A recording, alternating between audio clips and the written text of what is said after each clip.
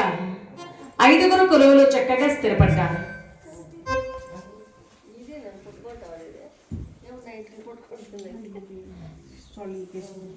ఎప్పుడైతే కొలువులు అందరూ స్థిరపడ్డారో వాటి సాయంకాలానికి ద్రౌపదీదేవి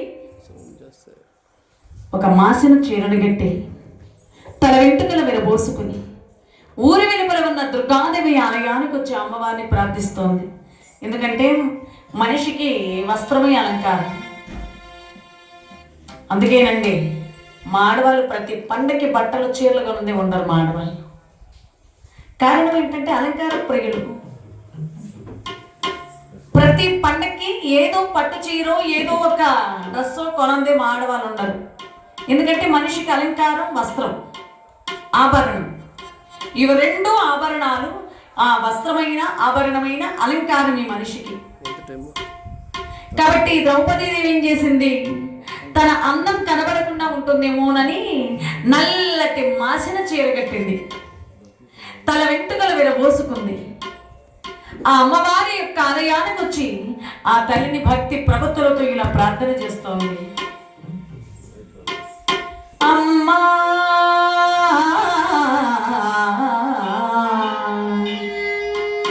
అమ్మా